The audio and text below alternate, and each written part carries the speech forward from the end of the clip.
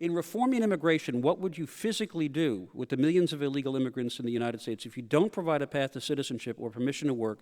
How would you administer in a fair, equitable, and timely manner the deportation of more than 12 million people? You wouldn't. You wouldn't. We're not going to deport 12 million people. And very few Americans favor deporting 12 million people. But you have to, I think you're going to have to, first of all, virtually all Americans agree you should control the border. Virtually all Americans agree. You know, the last survey I saw, 84% of the country agrees that it is appropriate to know whether or not somebody's here legally. That is not exactly intrusive, nor is it ethnic. I mean, the fact is it's a question of law, not law. So in that context, I think you have every right to set up a system. I favor a guest worker program. I would, frankly, have either American Express, Visa, or MasterCard run it, because I don't think it's possible for the federal government to manage a guest worker program without massive fraud and massive incompetence. And you know, all of you who carry credit cards know that you can have expert systems that are stunningly powerful that enable the people to figure out whether or not your card's been stolen and where it's been used, et cetera. So if you had a professional firm doing it and 3 different people had the same guest worker card and used it in 3 different states, you would know it in about a minute. Whereas with the federal government, it takes about 40 years. Having established those ground rules, and I frankly favor English as the official language of government as a unifying step. And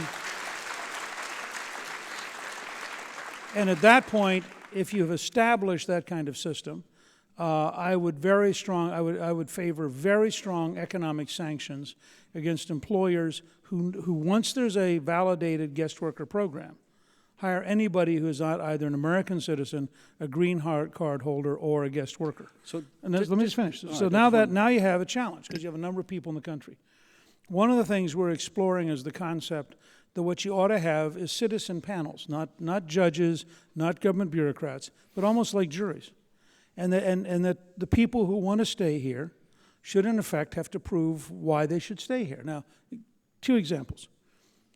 You're a 19-year-old who was brought into this country at the age of 3. You may not even speak the language of your former country. I suspect most Americans would say, you know, at 19, you've done well, you graduated from high school, you're eligible to go to college.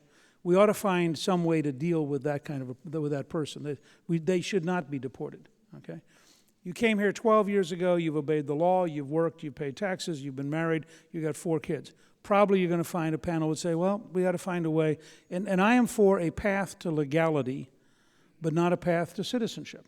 On the other hand, you showed up last Tuesday, you're single, you've been looking for a job.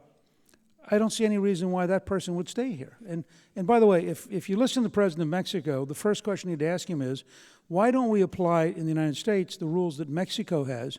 If you're from Guatemala, Honduras, Nicaragua, or El Salvador, you leave like instantly. There's none of this thing about why don't you demonstrate in Mexico City because we're not being nice to you while you're here illegally. They deport you immediately.